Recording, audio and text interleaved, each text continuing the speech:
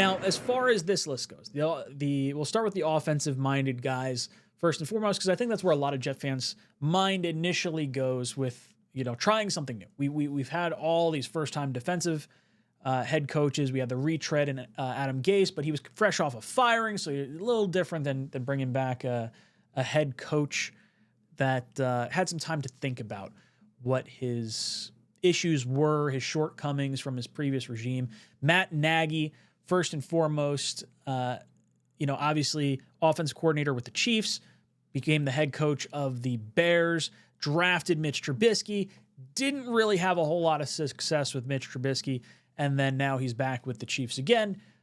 He's someone, if you were to bring in, we'll go into it in a little bit, but like a Mike Borgonzi, the assistant GM for the Chiefs, maybe that's someone who would follow him over here. I would be willing to give Matt Nagy another opportunity. He's not my first choice by any stretch of the imagination. If you like Borgonzi if he's your top GM candidate, you might be a little bit more accepting of a Nagy. Now, I do think there are good coaches and good GMs that just miss on the quarterback. Obviously, it's the most critical position. You want to be able to hit on it. So if you hit on it, great. But generally speaking, you're not going to become available if you're hitting on that position frequently.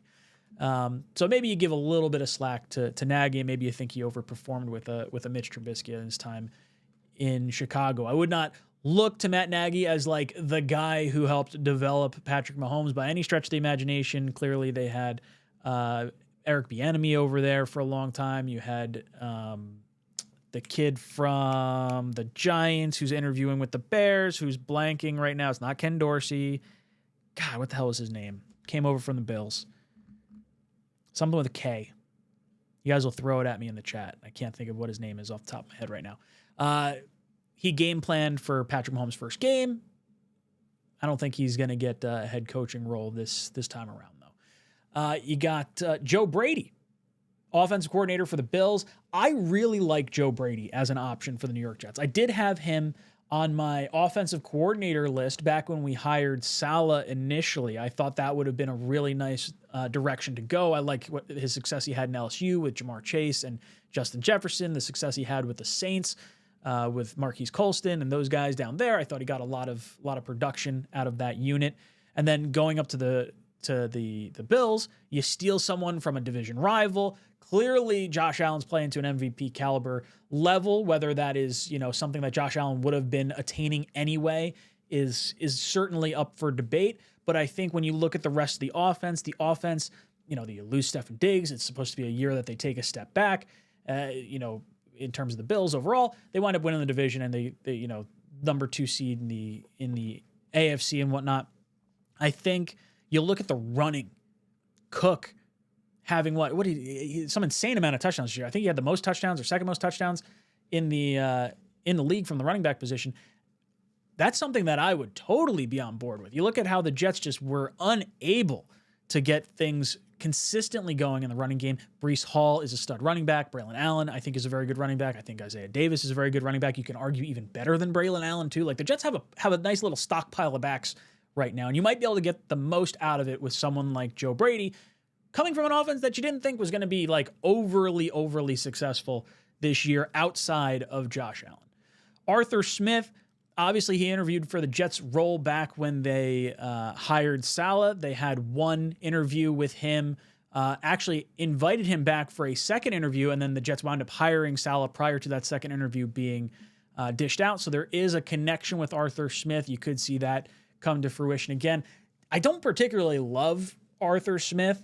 Now, maybe you want to argue they never really had a quarterback down in Atlanta. He got a lot out of Ryan Tannehill with the Titans. He's getting a lot out of Russell Wilson and Justin Fields with the Steelers. So I can see some type of argument for him, but when I look at him, I don't get like the leader of men mentality for me from Arthur Smith. Like he's very like, white bread toast, like very, very bland kind of dude. Josh McCown, hometown favorite. I don't think I'm picking him for a head coach. I do think this is an opportunity to pick his brain a little bit, get some thoughts on both J.J. McCarthy and Sam Darnold and how the growth has happened in Minnesota, how they built that team, maybe thoughts on Brian Flores as a head coach. You have some sort of, relationship with Josh McCown. We paid him a lot of money to be an offensive, coach on the field with Sam Darnold. I mean, remember, we paid him a lot of money for a backup quarterback at the time. So I think there's that connection there. If he winds up being our offensive coordinator, I would be, just fine with that. No issues whatsoever. There is a little bit to wonder, right? Clearly with McCown and Brady, the Panthers seem to be a black hole for talent in terms of the coaching position. So maybe you kind of brush both those guys out and you say, well, maybe the Panthers weren't quite the right fit and they're, a better situation this time around. I wouldn't mind Josh coming in whatsoever. Brian Griese does feel a little bit green for me. I think he's probably more along the lines of an offensive coordinator, more so than he is a head coaching candidate. And Bobby Slowick, for me, I think there was a lot of interest in him coming into the season. I would say that has trailed off for me because of the way we kind of took him to town each of the last 2 years. Now they've had injuries with wide receivers and whatnot, but I don't think he'll be high on my list of offensive coaches that we want to bring in. Now, from a defensive perspective, Mike Vrabel is the top of the list as far as former head coaches. He's kind of the prized possession. A lot of people are expecting him to go back to New England. They inducted him into their Hall of Fame.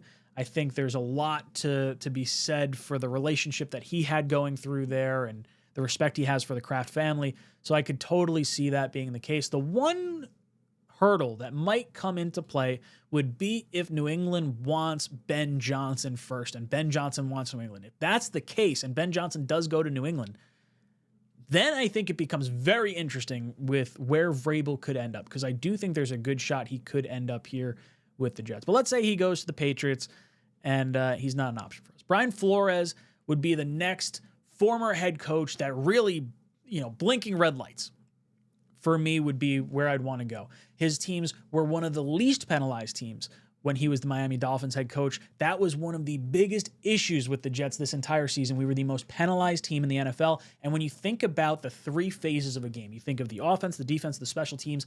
I like to say the fourth aspect of this team or of any team is the hidden yardage, the penalties. There's players that are really good at drawing offensive pass interference. There's really good players on the defensive side that avoid defensive pass interference. Sauce was that for the first 2 years. This year, he got flagged a whole bunch of times. Same with DJ Reed. Both those guys got penalties up the wazoo. And I think if you bring in a Brian Flores, all of a sudden, you kind of get locked in. You got a little bit of an angry dude that kind of gets his, point across, and I don't think you get as many penalties. Now, Flores, I do like him. Obviously, former Miami Dolphins head coach. I think there's going to be a little bit of hate and wanting to get back at Miami for offering to pay him for losses and then firing him and all that good stuff. Tua is still down there. He didn't want Tua. He wanted Herbert in that draft. I think he correctly identified the right quarterback to go with, and it was ownership that overrode him down in Miami. I think that is all very appealing to me. I think there's an accountability factor that Flores brings here. He's a Brooklyn native. That really rings true. And if you want to say, Brian Flores, pair him up with Josh McCown, I honestly really like this. I've been talking about this since October. I think Dom and I have been talking about it since the second weekend in October or whatever it was. It might have been right after we played the Vikings, if I'm not mistaken, over in London. So I would be on board with that. I've said Flores is my number 2 guy behind Vrabel for a long time. Then you got Aaron Glenn. Aaron Glenn, former Jet cornerback, just all the charisma in the world, scouting background, cut his chops with the Jets, obviously was with the Saints, now with the Lions as the defensive coordinator. I love me some Aaron Glenn. I don't know how much I really want to go back to the first-time defensive head coach when we've kind of been on that carousel over and over and over again. It does sound like Aaron Glenn has an inside track to the Saints job, so maybe that's where he ultimately ends up. If he were to come to the Jets, you could look at maybe someone like a John Morton, who he does have ties to both in New Orleans and with the Lions as well. So a particular interesting scenario there with Aaron Glenn. Rex Ryan, Vance Joseph, Ron Rivera, Jeff Ulbrich, those 4, I'll be honest, I don't really want anything to do with. Maybe there's something you can convince me with Ron Rivera as the veteran defensive coach defensive coordinator with one of these younger offensive-minded coaches like a Joe Brady, whatever. But even then, I would say I don't necessarily want to go any of those routes. Rex is, his best years are behind him. I'd rather him be a fond memory from 2009, 2010. You look at the final 4 years of his head coaching career with the Jets, not very good. His 2 years with the Bills, absolutely awful. So I'm more so in favor of him staying on TV, staying on ESPN, having the Jets back and being passionate. It gives me happiness vibes when I'm watching ESPN.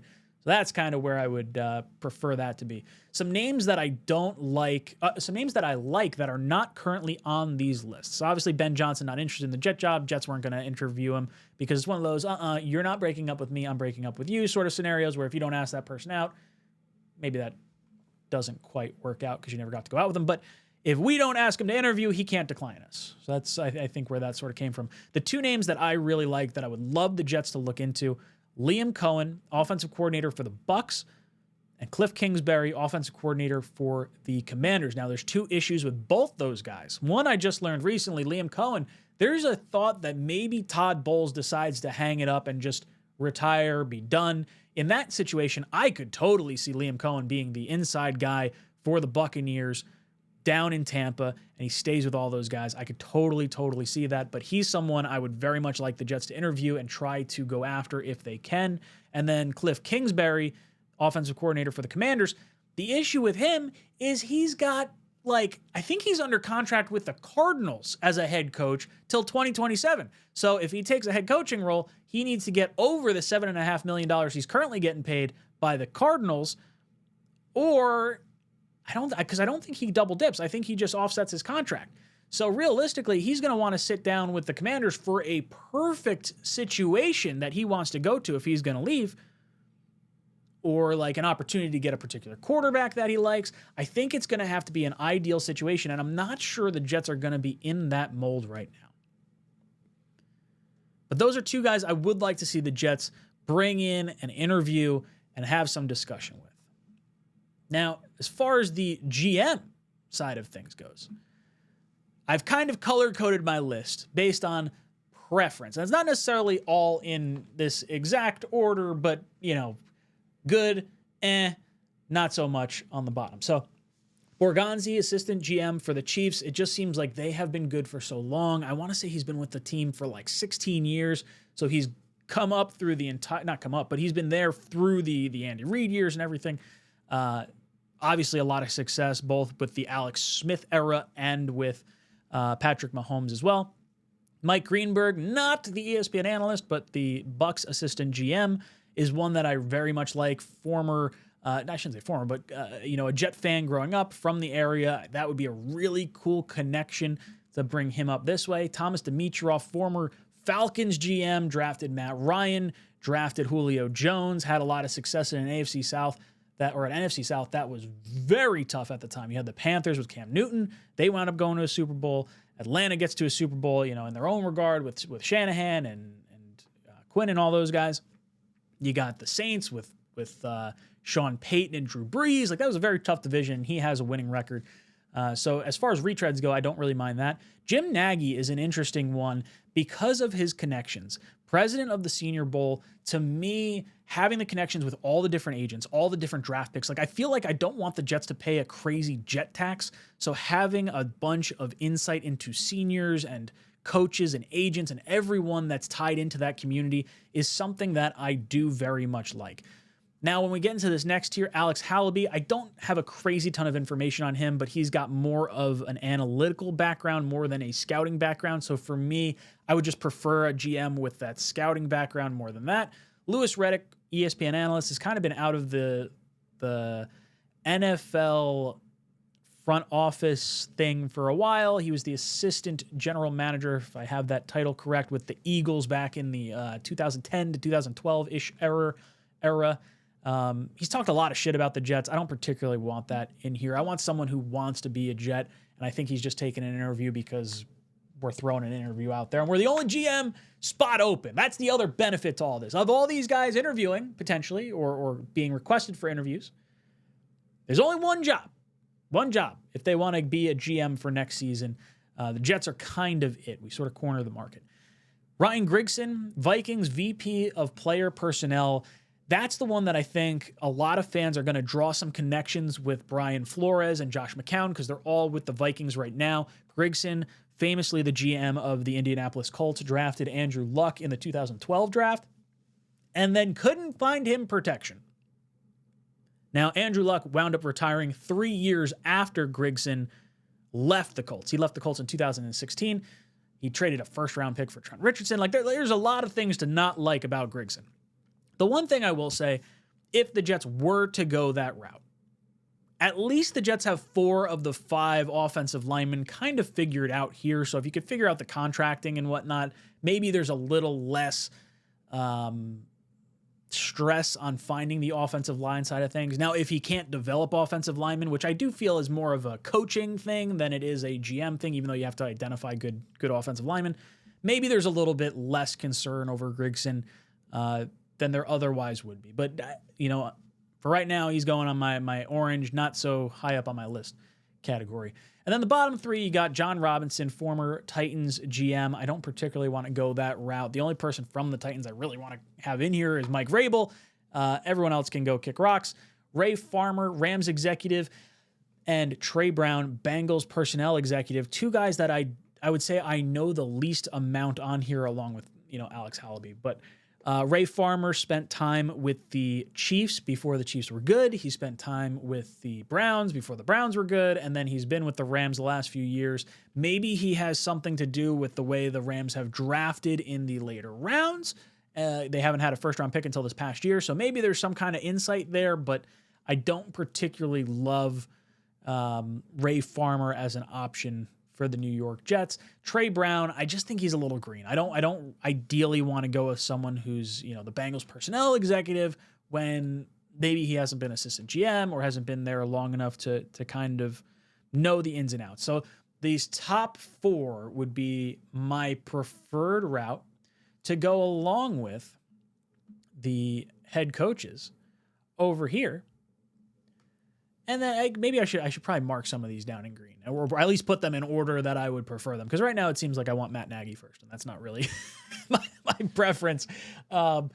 If you pair any one of those GMs, Dimitroff in particular seems to have an affinity for defensive-minded head coaches. So maybe a Dimitroff, Flores, McCown pairing isn't that far-fetched. J-E-T-S-J!